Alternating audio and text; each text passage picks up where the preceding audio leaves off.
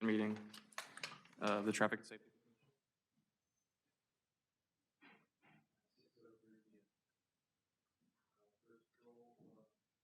Paul?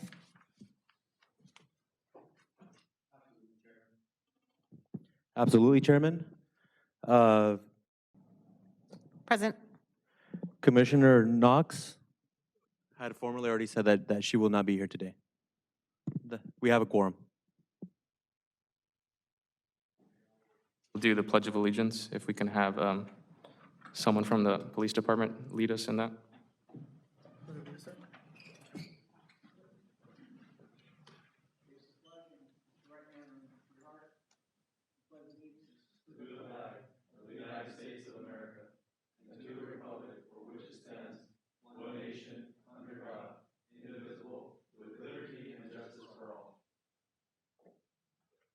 Thank you. Okay. I will have any corrections to the agenda. Caesar, staff, does anybody have corrections to the agenda, or it's good as is? Yes.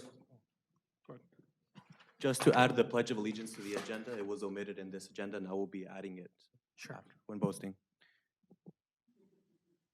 Have any requests from the commission for changes to the minutes?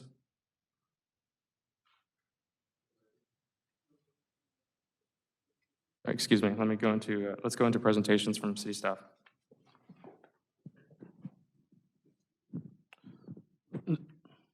First presentation is Transportation Injury Mapping System.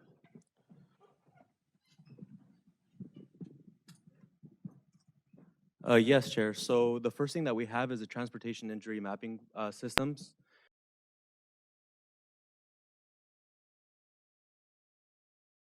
This system, which is provided by the University of maps out the injuries that and are reported to the police station in any police report.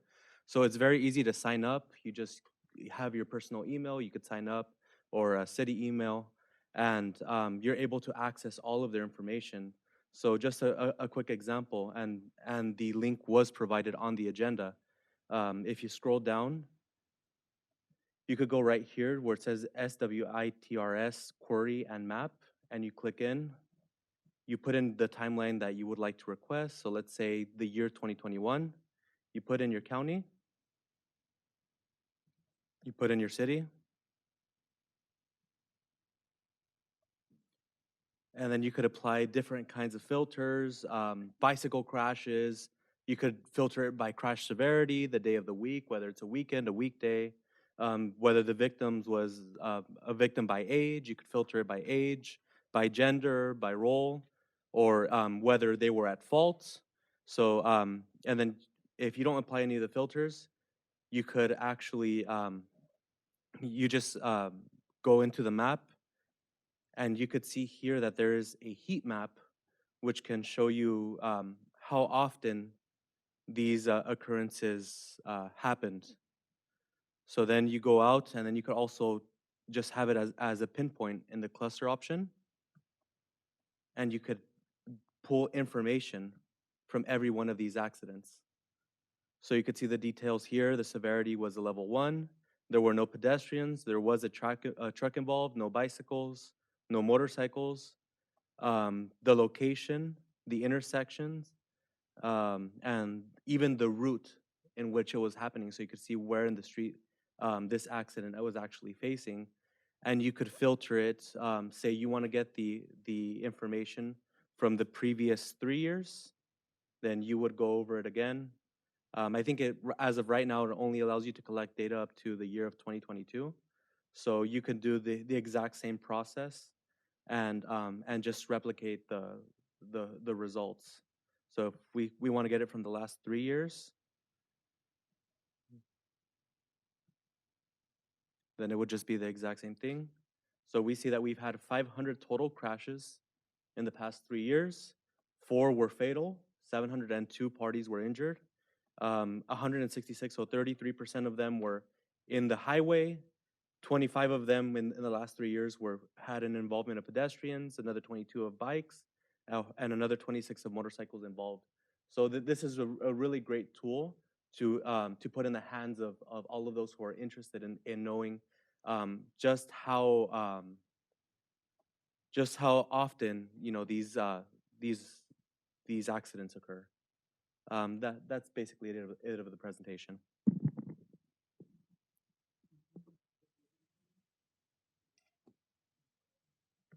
Absolutely. So within the victims, one of them was killed. So within the last 3 years of data that's available, there was one fatality. Well, if you highlight it Four over, fatalities right here. it looks like it's 4, right? If you highlight it over the red bar, it's, Yeah. you said 4 count. Yes, I do see that.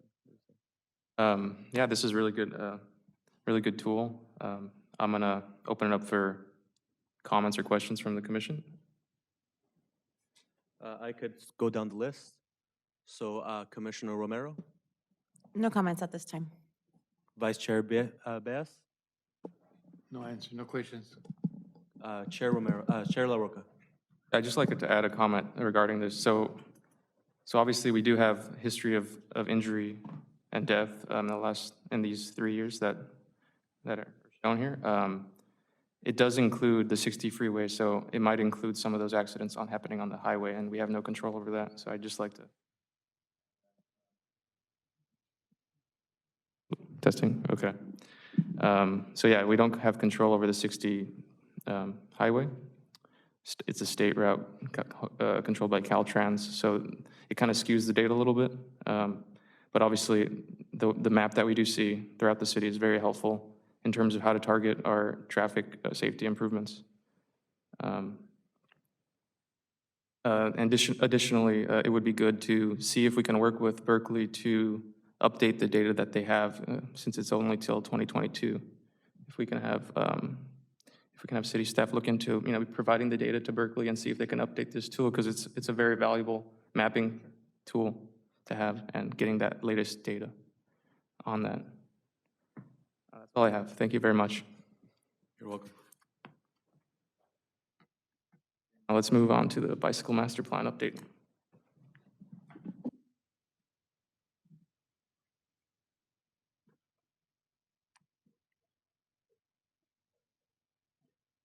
Oh yes. Oh, it's this one.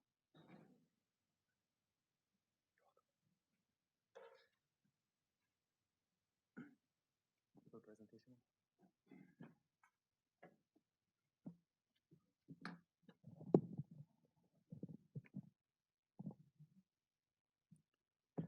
Good evening, Commissioners. Joseph Palumbi, Director of Planning Community Development. We will be giving the presentation tonight on the Montebello Bicycle Master Plan. We're excited to present the first look at the most current draft bicycle master plan for the city of Montebello. This presentation will provide an overview regarding the proposed master plan, the process associated with preparing the plan's vision and goals, biking in Montebello as it exists today, community engagement that went into getting us to this point, recommended improvements, as well as programs and policies, and then we'll close it out with the implementation. I'll go ahead and hand it off to Michael Sahimi of Kittleson.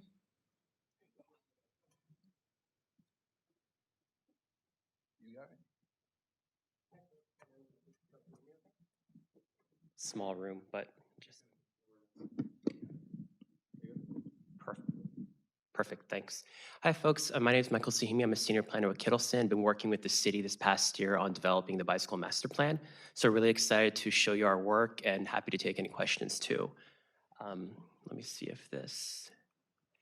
So just in general, just to summarize, what is a bicycle master plan? You may have heard of active transportation plans, which look at bicycles and pedestrians.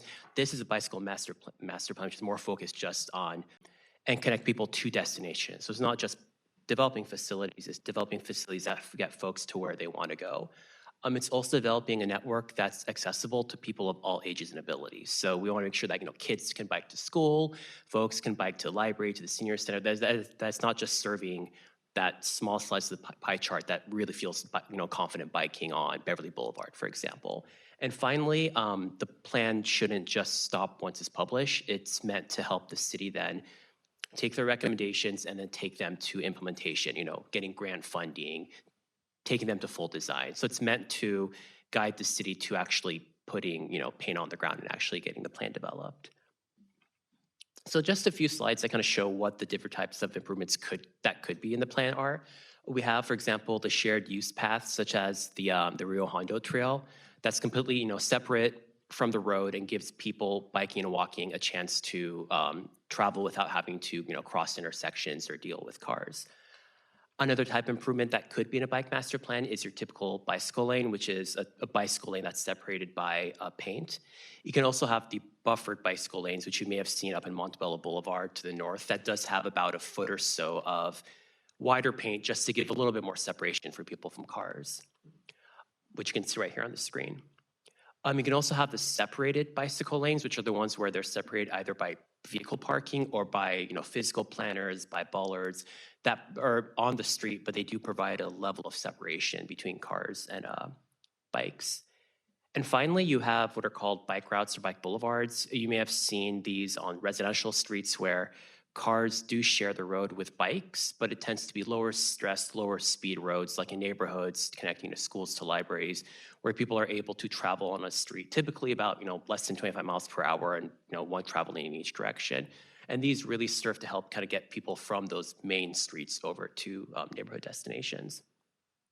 Plans also include programs and policies such as safety classes, working with schools, with neighborhood group, more efficient, and kind of tier off the work that was done for those plans to basically dive in at basically save about 6 months of time. So to summarize, we develop our technical understanding of what is happening in the city in terms of what conditions are. We prepared our improvements, but throughout the whole process, you can see that we're looking for. Again, a lot of text on the screen, but we want to make sure we did capture this. As part of the process, we did develop a vision and accompanying goals for the plan, accessible bike facilities and supporting amenities to create a more welcoming and encouraging environment for bicyclists, cultivating a culture of bicycling as part of the city's identity. And that last point we feel is really important because it's part of the project vision. These next few slides pretty much correspond to how the plan itself is organized. So this is a rather linear summary of what the plan has if you go through it. So first, what we did was a little bit to the north of the freeway.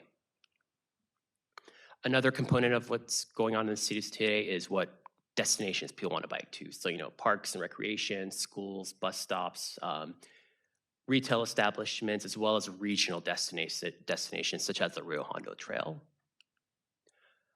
So through our technical work and through the outreach, we were able to understand what barriers people currently face today that the plan should address. A lot of them are if you go out in the streets today, you can kind of see them in action. For example, there's a lack currently of bicycle facilities in the city.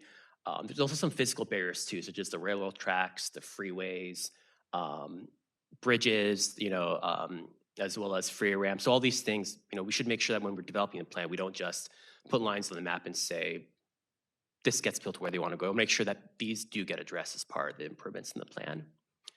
So as we were doing our technical work, we prepared a multi-component outreach campaign.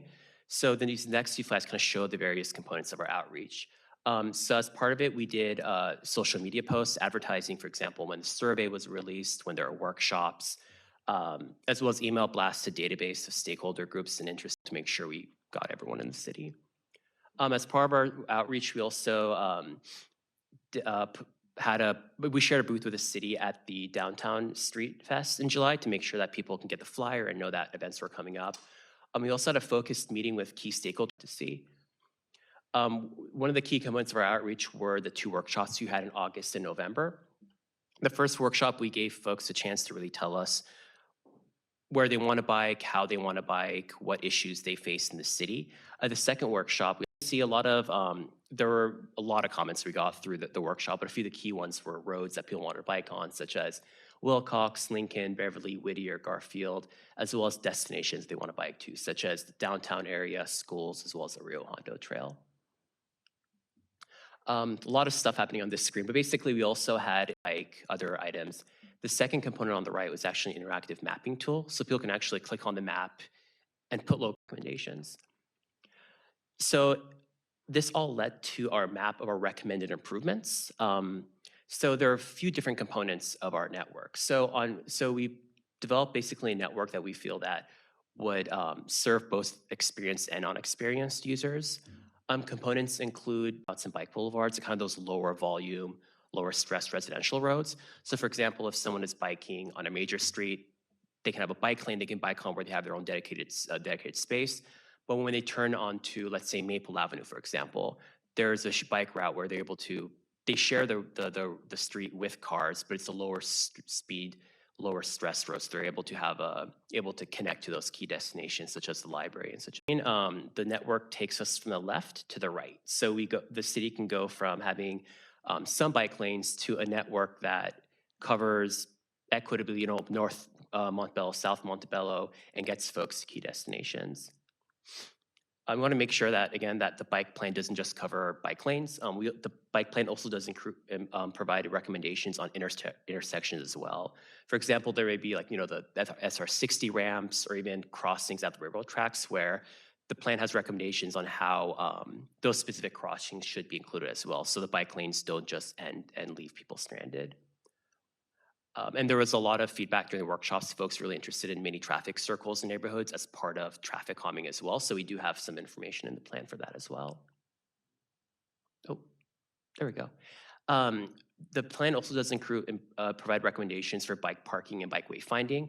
We realize that's important for people, when they get to downtown, for example, where do they put their bike? Or when they get off the Rio Hondo Trail, how do they turn and how do they get to the library, for example? So we have recommended locations and guidance on how the city can actually also provide kind of that secure bike parking, as well as a bike wayfinding program that can get implemented with the improvements so people are able to successfully travel to where they want to go.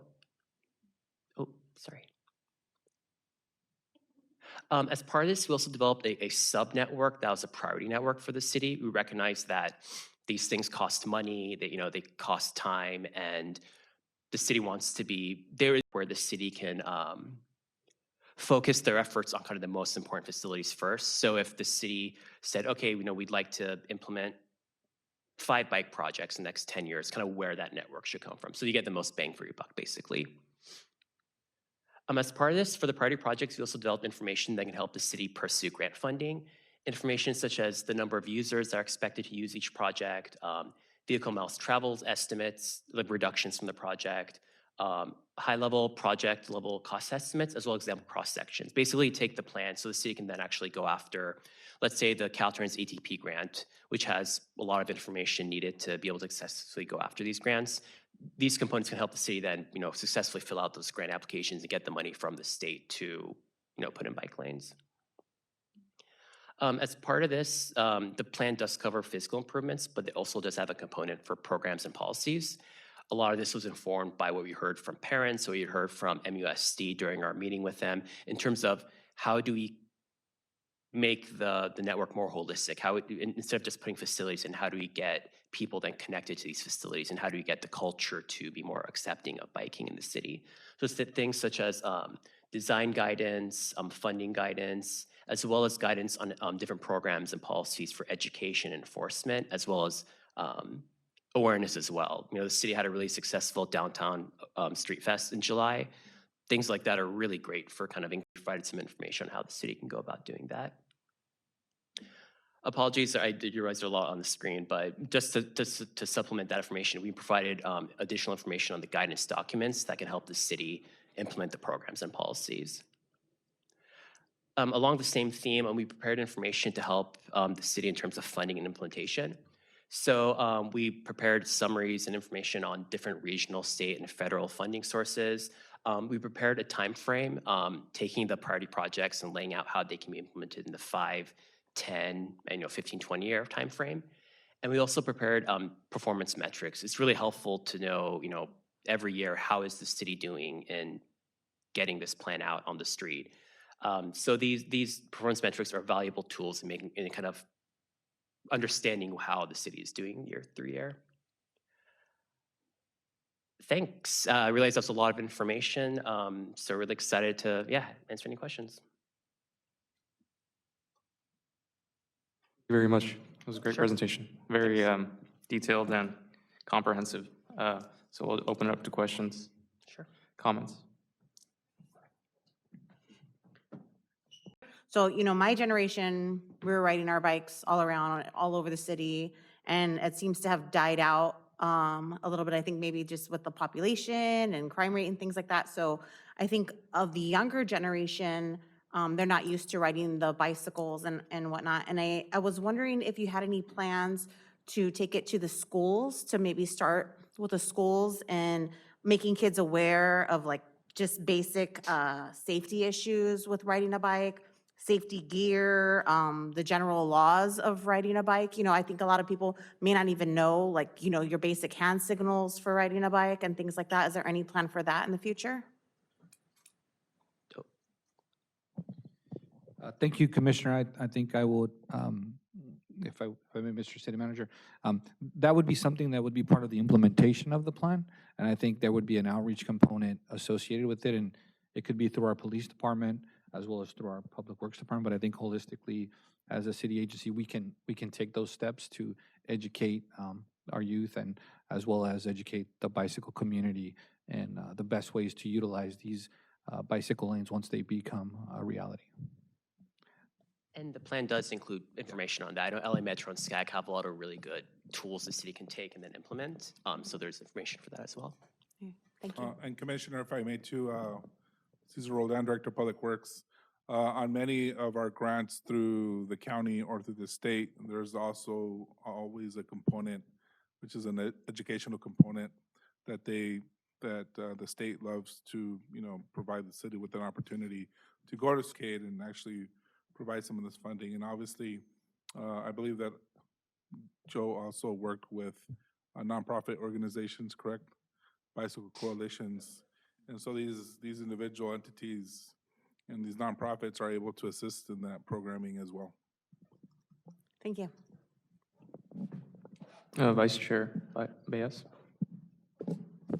The only thing I was thinking about is the funding. You just answered that question. Most of the funding is that way. Is that going to be also part of the Mago's money coming out of this?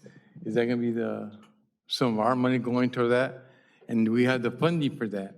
Because as it is now, we have a hard time with getting our fire, police department, other also the city workers and all that, with the funds on that. Is that going to be part of that also? So the goal, and I think as Mr. Semi alluded to in the presentation, we would go after Caltrans funding, for example, state funding. The fact that we have a plan that hopefully will be approved in March and April will put us sort of at the top of the list, if you will, for the funding that is available that's out there through the state, and there may even be some local county funding as well. But we would pursue funding options outside the general fund to achieve the goals of establishing these bike lanes. And also, if I may add as well, a lot of times the Caltrans grants, they require the project be reflected in a planning document. So if C shows that this bike lane is in our bike plan, then the criteria do give it several more points that make it more competitive in terms of other projects, other cities. So in essence, this Mike Master Plan it's a step one, right? For us to even get our foot in the door to be considered. And then beyond that, there's a lot of funding there, but we also got to make sure that we provide the best competitive application based on the needs of the city, right? And being very narrow and targeting like what council wants to envision, what makes sense for residents, and what will give us more bang for our buck. So this basically gives us a roadmap, and then based on that, we'll be able to hopefully get some funding from all levels of government. Itself, I noticed there's no separated bike paths, AKA protected bike paths south of Whittier Boulevard. Can you address that? Maybe I should go, if I can go back. Oh, sorry, you mean separate bike lanes on south of Whittier along? Yeah, it's just the in general region south of Whittier Boulevard. There's no protected separated bike Oh, path. it's okay. That's a great question. In terms of generally for the area, what our approach was when we were developing these recommendations, I'm sure we're all aware, there's a lot of different competing issues to balance, such as addressing residential parking, addressing curb-to-curb right-of-way constraints.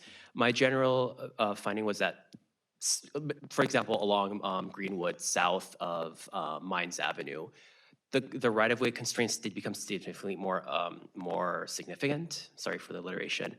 So we had there was less space to work with, and I think also we would like to avoid the effects on residential parking along Greenwood, given that there are a lot of single-family houses along Greenwood. So I think just the characteristics of southern Montebello changed a bit. Also, you know, the city does narrow a bit, so the number of roads also in that area, the number of options we had for that north-south connectivity did, compared to like northern Montebello where you have, you know, Wilcox, Garfield, Montebello Boulevard, it just the context was significantly different to the south.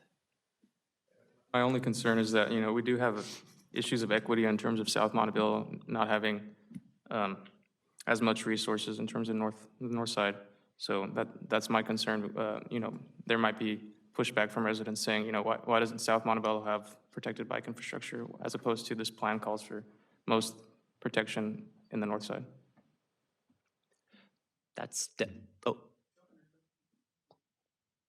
So is there any potential reexamination of this in terms of potential road diets, maybe on Greenwood to accommodate protection for you know, elderly people that can potentially use protected bike infrastructure to get Yeah, to where they're definitely. going? So these bike plans aren't set in stone, right? For example, there's another step between the bike plan and actually implementation where you do take the project to full design, you know, taking it down to like the 100% design where you have everything laid out down to the last square inch. And a lot of times, the more significant projects do have their own outreach as well. So the plan can definitely be adjusted moving ahead. The main criteria, I think the main thing is that the corridors have been identified with the magnitude of improvements. So for example, south of Montebello Boulevard, I think south of Washington, where we have buffered bike lanes, that could be adjusted to physically separate bike lanes if the city chooses to do that. And that the plan is still applicable. It's just what ends up being fully designed and implemented is a little different. So there definitely is opportunity for that. Joe?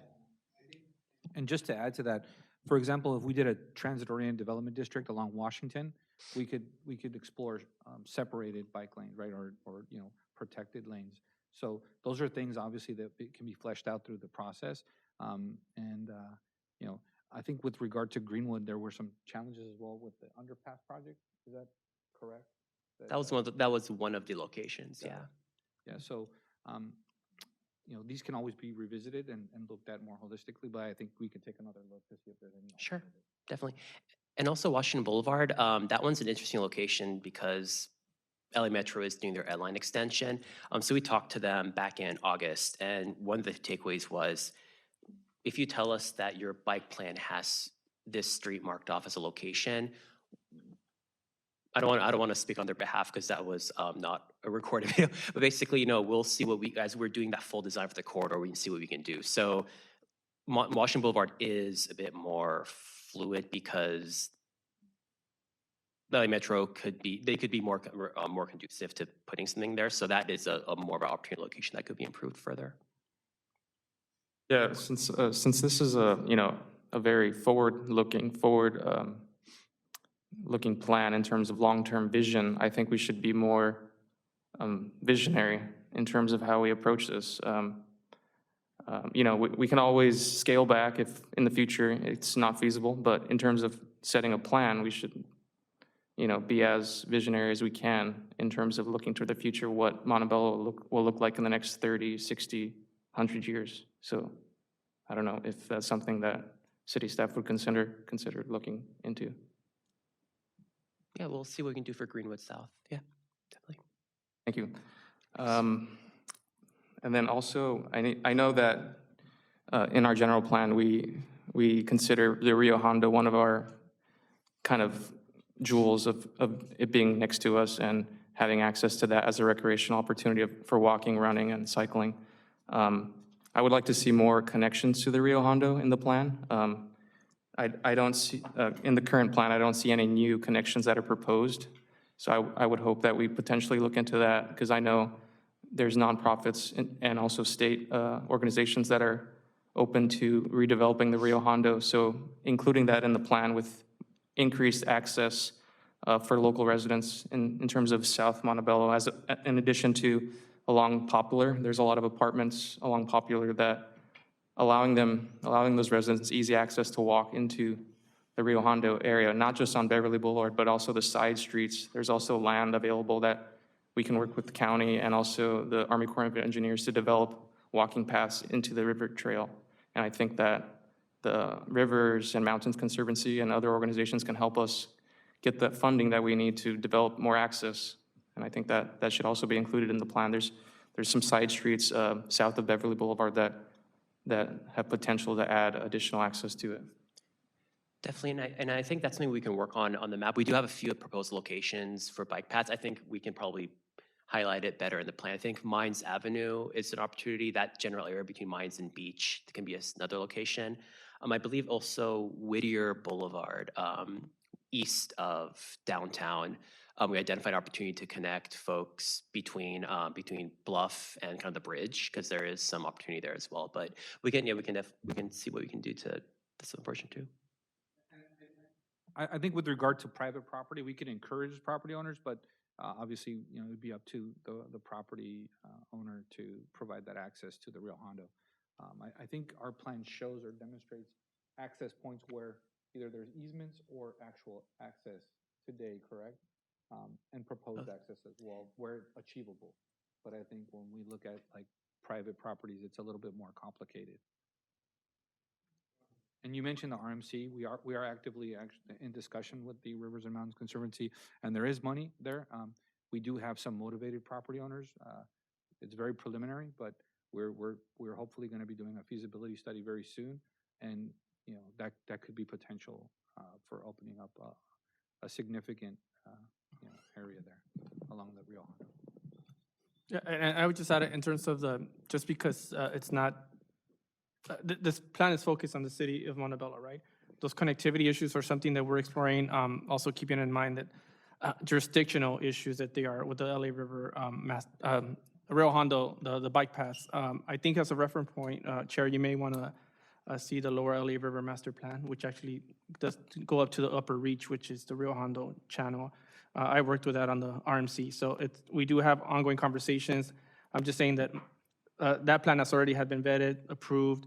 It's gone along, so our goal is trying to make those connections in terms of working with the RMC, with the Army Corps Engineer, LA County Parks and Rec, to make those connections. But just, I would just make note, just because it's not specifically mentioned right now in our plan, doesn't mean that we're not working towards that. But that's another layer of government that we need to work with. But Joe's absolutely right. One of our goals is secure grant funding. There's quite a bit of grant funding that's available for the bike path. So it's something that we're actively engaging with the RMC. We're hopeful that moving down the line, we'll come back and kind of have a larger discussion. Hey, this is how we're going to make that connectivity for the city. But I would definitely recommend seeing the lower LA River master plan. It covers that. Last comment I'd like to make is regarding the bike route proposed in downtown Montebello. It's currently just a bike route. So west of Montebello Boulevard, it's proposed as a separated bike lane, but east of Montebello Boulevard, it's just a bike route. So it's shared with cars and bikes. In my experience, if we're focusing on developing a downtown, we should, prioritize active transportation, walking, and cycling, as well as public transit. So, not having a protected bike facility in downtown Montebello is very disappointing to me in terms of planning a forward-looking plan. So I would consider, looking at adding a separated bike path in downtown Montebello.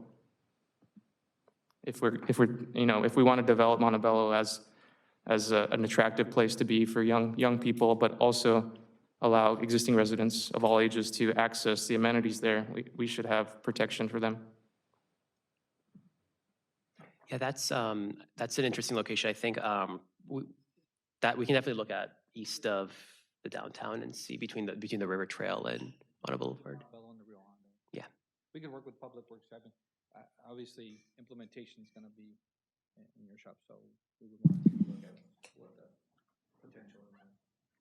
I think a component of that as well, I think that recommendation tiered off of what the general plan has for that segment, so we can work with the team overall and see if there's what we can do to look at that again.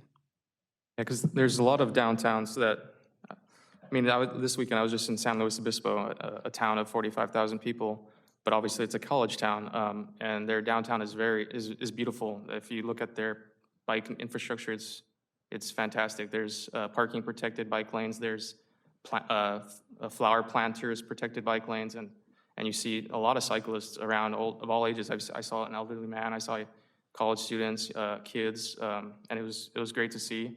And I also saw buses, so I think our downtown can accommodate all forms of transportation and not just, as it currently stands, cars and buses. So that concludes my comments. I'd like to add something else. In downtown, what you call a downtown Montebello right there, I look at it, how wide can you go, you know? It's rough going through there anyway, since they put where you sit and you eat off the street, and all that, you can't get by there. I mean, I went by there, I went by them in a Harley. I almost got run over. Why? Because you have to go off farther, people are standing away from that. Your little planters and everything are. They're all there. You're going this way. So how far can you go out on the street for a bike path? You really can't go that far because you're gonna run into one of those planters that are in the middle of the street. Those where the coffee shop is, go by there. You buy the pizza place, go by there. What you can do? How wide can you make go turn around it, or what are you gonna do? I mean, that really took a lot of it out because now even there's less parking since they put out there. I'm glad about Port Street. Make a left on Port, you got no parking till you get to the bakery there, and that's it. 2 spots. You go another one, got 2 spots. We lost a lot of parking by doing that. I'll tell you that. We lost 3 or 4 parking spaces there on that section alone. I grew up in that. I mean, my sons grew up in there. I've been there almost 40 years, that area. Raul's been there. I mean, he grew up in that same area. He knows how it goes. The protection there is going to be hard to get for the guys because the guys on the cars going by, no matter what, going by there. How far? You know, a bike has to go out and in. That's dangerous. It really is with that. So I just want to know, go ahead and you can look on something on that because there's a buffer between it. Come on. I mean, I don't want to speak for Public Works, but I will say that when you come up with these plans and you know, what's implementable, right? A protected bike lane in downtown as it stands today, as you're alluding to, Commissioner, would be very challenging. There would have to be a complete redesign of the right-of-way, and I think looking at the bulbs where they sit, they would have to be removed. You would have to pinch traffic to slow traffic, obviously, in addition to coming up with right-of-way that would be required to establish those protected lanes. Not to say it can't be done, but there would be additional analysis associated with it to see if we could come to that conclusion, and it would have to include Public Works. Adding that additional information, yeah, I do agree with you. Obviously, it's going to take a lot of work, a lot of money, time to redevelop that and improve it for everybody, for all users, not just drivers. In terms of, I think the general plan, the last version I looked at it called for a road diet on Whittier Boulevard. Is that true? That is correct. So I think doing the road diet will give some space up for, you know, increasing the width of the sidewalks, adding protected bike lane. So that can help alleviate some concerns in terms of if you reduce the travel lane, the number of travel lanes. Right now it's 2 in each direction. If we reduce it to 1 with the center turn lane, there's no center turn lane at the moment right now. But if a center turn lane was added, that would help with congestion. I think this is, your comments are duly noted. This bike master plan is a good starting point. I think the challenge for us as staff is that we don't make these decisions in a vacuum. Cost, right-of-way acquisition, traffic patterns, residents, parking. That's just to name a few of the factors that we have to consider. Not to mention that protected bike lanes are probably the most expensive bike lanes that you can include, right? Just putting it out there, right, as we move forward, yes, we want to be visionary, we want to meet the needs of not only this body, but all residents, right? So, again, this is an ongoing conversation, great starting point. We're happy to consider your request. Just know that us as staff, we just got to weigh all these factors and then based on that, make the best recommendation to the city council in terms of how to move forward. Thank you. I do understand all the stakeholders involved and all the competing interests involved in terms of car-centric culture around here. So yeah, I totally understand that. And obviously, it's not going to happen overnight. It's a 30-year vision or 10-year vision or whatever it could, whatever your primary network that you envision to develop. And we're going to work together to get it done for all users. Thank you. Thank you, Michael. And thanks, Director Palombi. Thank you. There you go.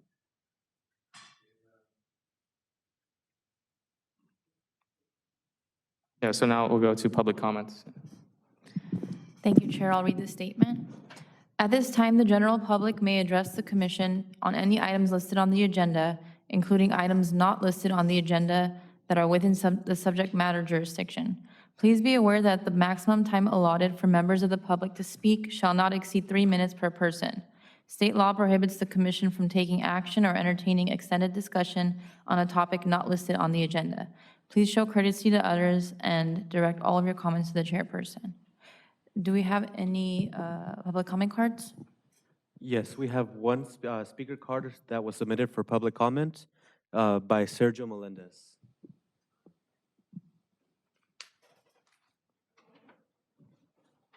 There's a few issues I wanted to talk about.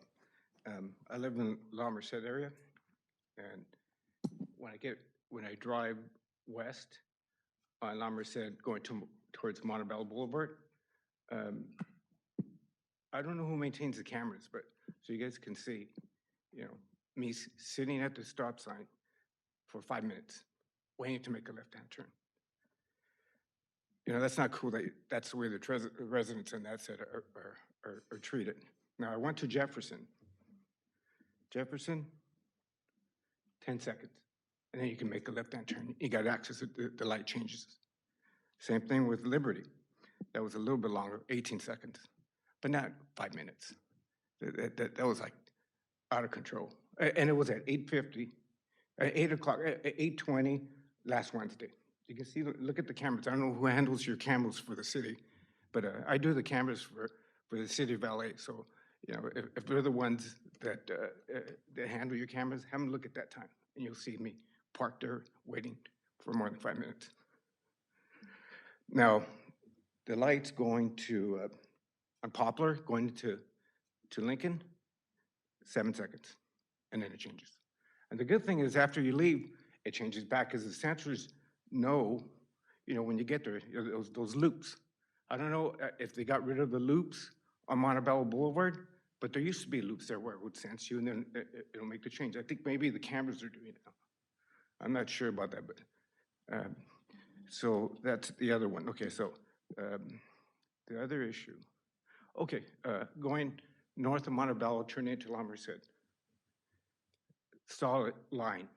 So to make a right, it should be broken, the line, right? And it's not. It's the opposite on the other side. It's broken, you can make a right-hand turn. So did the contractors, when they built that, make a mistake and no one's fixed it? Okay. The other one, speaking of bikes, going west on,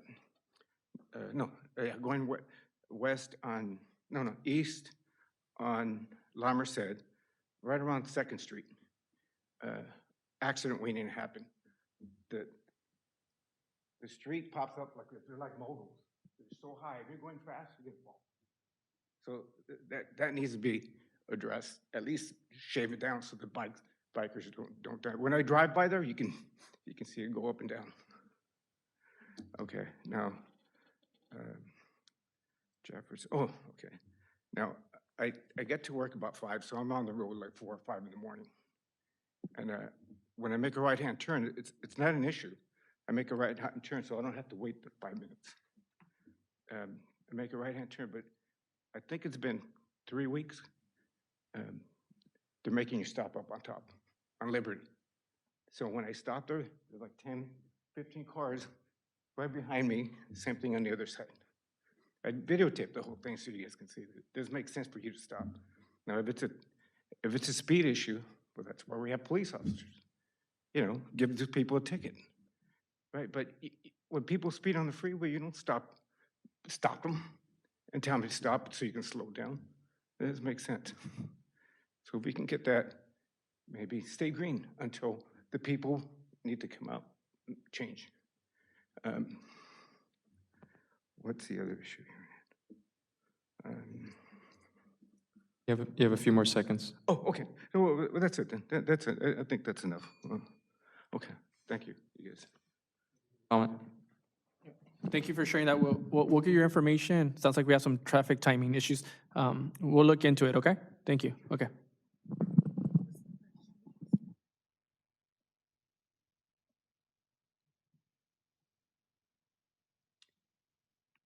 Now we'll have, we'll go to the minutes, approval of the last meeting's minutes. Do we have any, do we have a motion to approve the minutes from last meeting? I make a motion to read the minutes from last meeting. Okay, can we get a roll call to approve the minutes? Absolutely, Chairman. Commissioner Romero?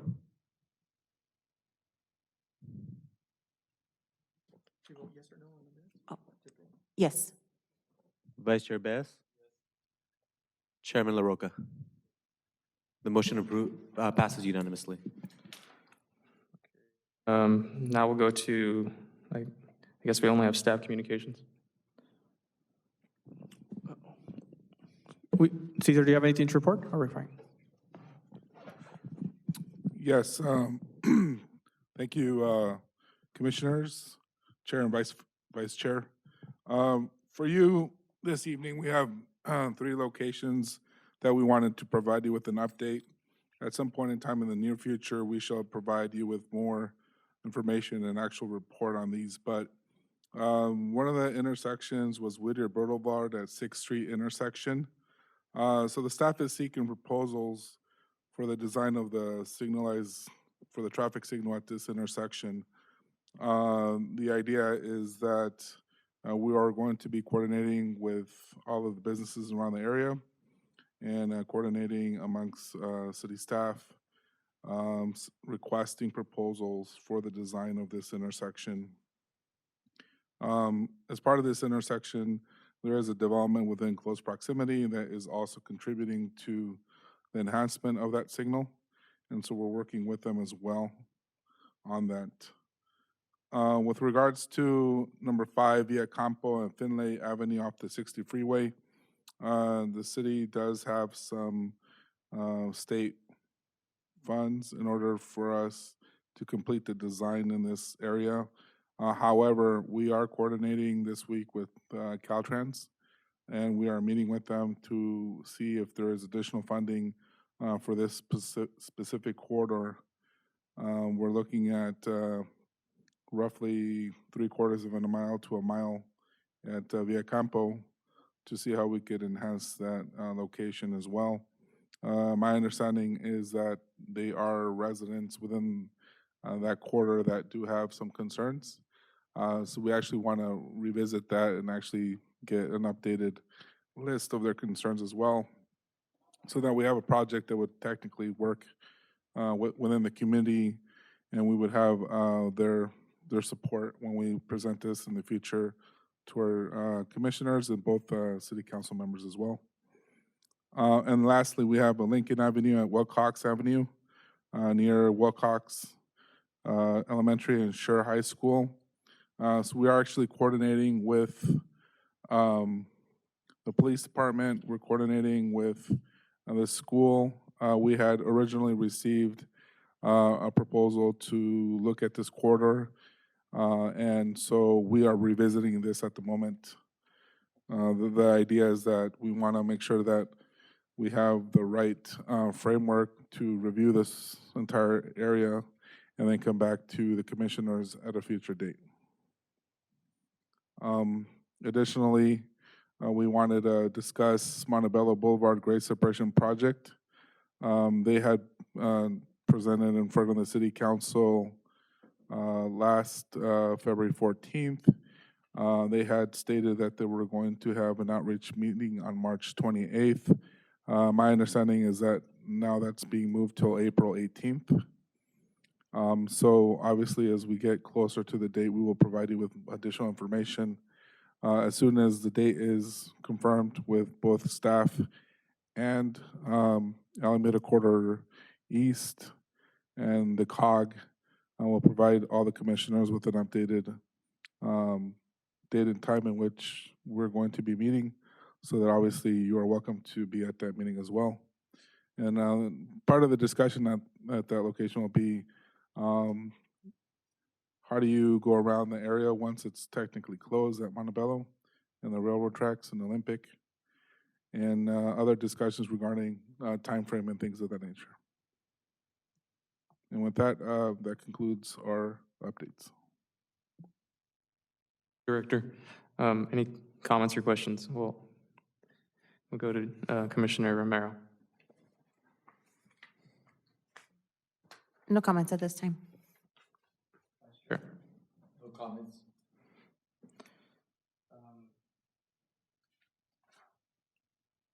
Yeah, I just wanted to add a comment to the Via Campo and Finley.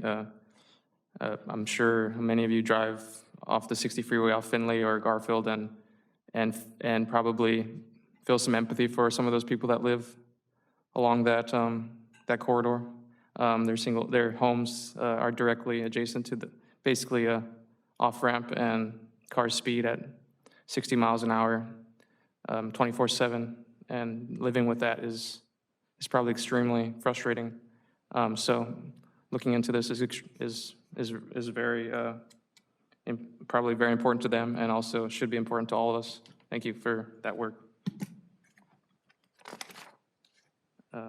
Regarding the Montebello grade separation project, you know, I've been asking City Council and staff, and also the SGV COG to consider adding protection to the bike lanes on that project. I don't think it's a big ask because it's a multi-million-dollar project. And I think we can easily add some high visibility plastic bollards to add some minor form of protection.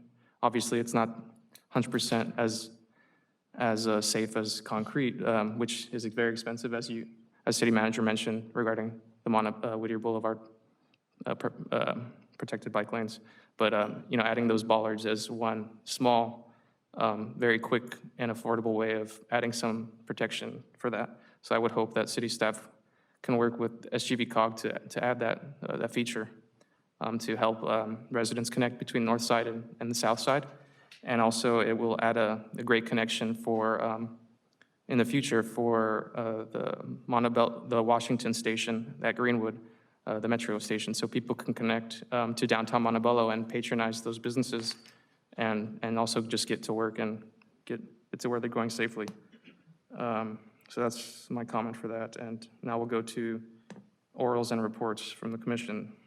And we'll start with, I'll save mine for last. Let's start with Commissioner Romero.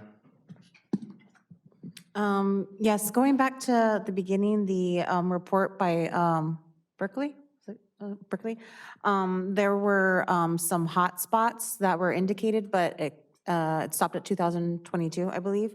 Is there any plan of looking into those hot spots and why we have so many accidents in those hot spots, and maybe possibly, you know, adding some extra safety precautions to those hot spots?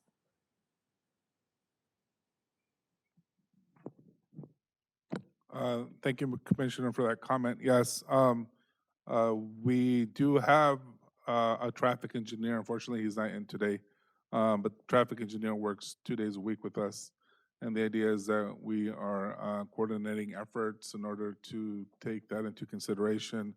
The traffic engineer has access to SWITTers, which is accident data that the police department and CHP all produce, LA County sheriffs throughout the state. So we do review that information while we're doing our analysis, our reporting. We're trying to get together, obviously, as this commission restarts from its hiatus for over several years.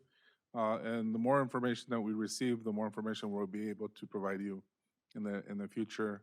And obviously, like Joe had stated, with the Bike Master Plan and other, fundamentals that we're doing, for example, in the general plan updates, that allows us to go after funding.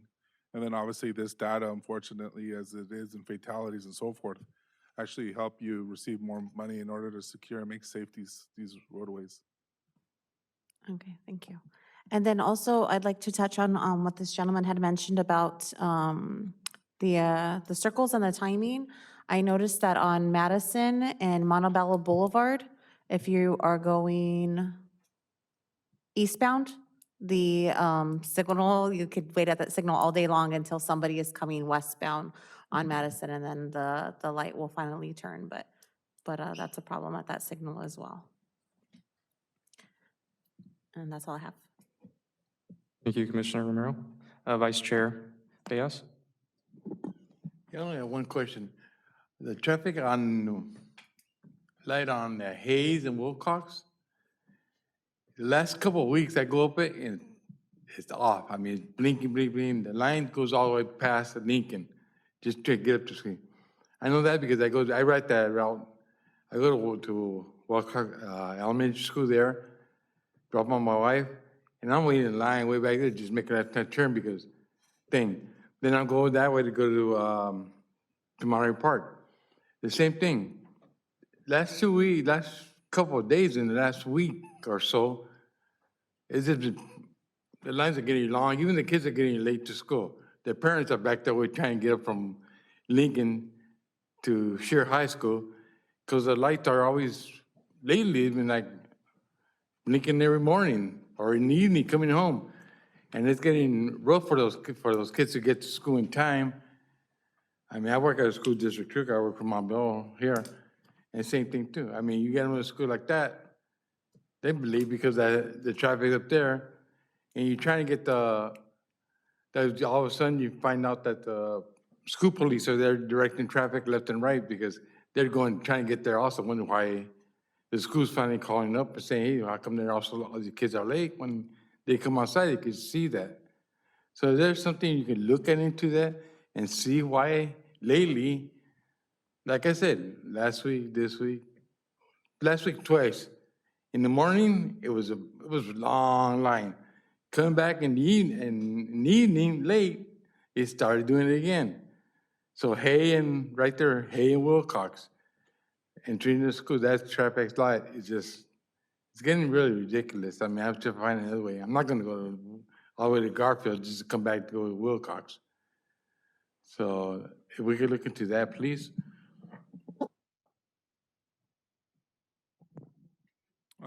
Thank you, Vice Chair. We shall look at that. We shall have the traffic engineer take a look at those intersections and see how the timing is being placed.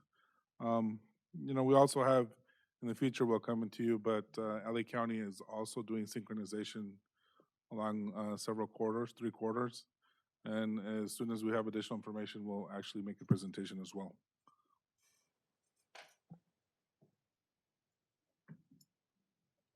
Thank you, Vice Chair. I have a few comments. So just for in terms of this meeting, I just was curious, is it being recorded and is it being posted on our webpage, Yeah. Okay, because I tried searching for last month's meeting and I couldn't find it on the YouTube. Okay, thank you. The second comment was regarding last meeting. We had a few residents mention the Loma and Aldea intersection intersection where they're scared to basically walk outside because cars don't stop near their homes. There's intersections with just stop signs, and they're worried about basically walking and getting hit by a car because cars are not stopping. I'm not sure if staff had a chance to look at that particular intersection and get a sense of the conditions and how drivers are behaving around there. I believe that our traffic engineer was still reviewing that, so we did not have a comment for today or an update. But we shall have one for the next upcoming meeting in March. Thank you. Thank you very much.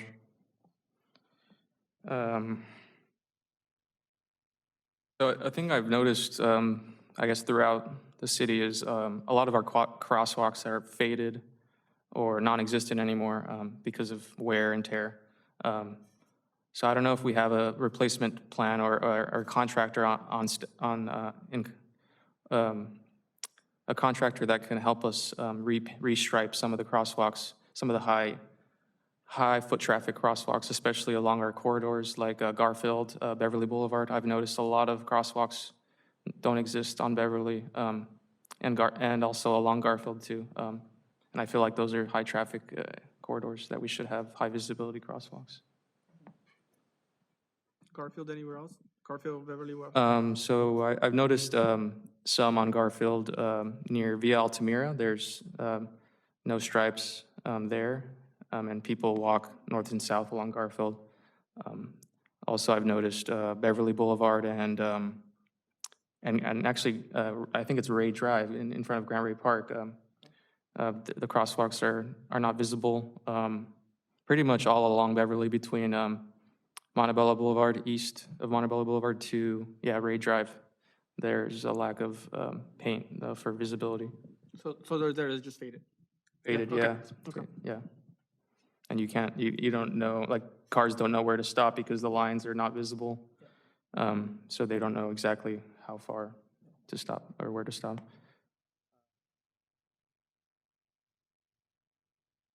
And also I'd like to also just mention, we had a public comment from Sergio Melendez regarding his long wait time on Avenida de la Merced and turning left onto Montebello Boulevard.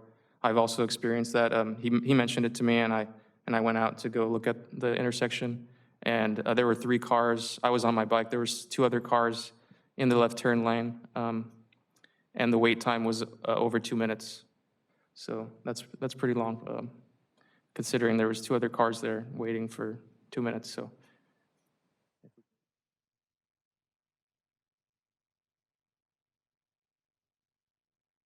Also, there's some areas in the city where our lanes are they're pretty wide, and I think it would help drivers and also improve safety if there could be edge striping to delineate between a car lane and a parking lane. I noticed that on Wilcox, on the rightmost lane, it's a very wide, and people tend to swerve in the right lane because it's so wide, and they don't follow there's no lines for them to stay within.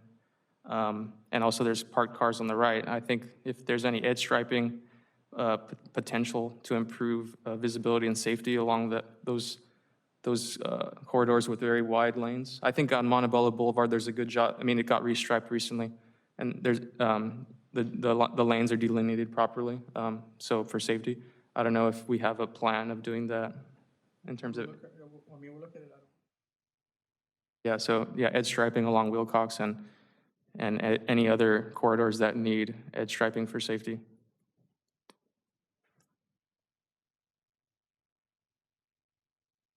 And lastly, regarding sidewalks, in my district, District 2, we have a lot of sidewalks that just end.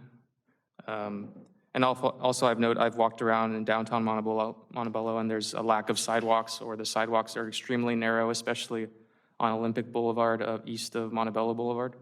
Just a lack of sidewalks. I don't know if we have any plans or projects to address the lack of sidewalks for some certain areas.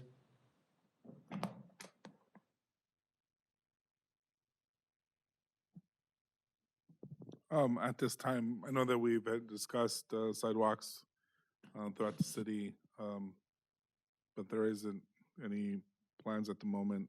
I think that's a conversation that would have to take with the city manager to see about future funding for sidewalks, not just improvements, but enhancements. One of the things that we will be looking at is safe routes to school projects that are funded through ATP Cycle 7, for example, in the future. So applying for sidewalks, new driveway aprons, and pedestrian ramps near schools is vital. Something that we could actually apply for in the upcoming months as that ATP Cycle 7 opens up for applications. But of course, we have to look at some of those areas where there isn't a school nearby, so take into consideration how we could actually fund that. But that's a conversation that needs to take place with this upcoming budget to see if there's support for that. Thank you very much. Okay, now I'd like to get a motion to adjourn. Make a motion to adjourn? Get a roll call. Absolutely, Chairman. Commissioner Romero? Yes. Vice Chair Beas? And Chairman LaRocca? Yes. All right, this meeting is adjourned. adjourned. Thank you very much. Thank you, everybody.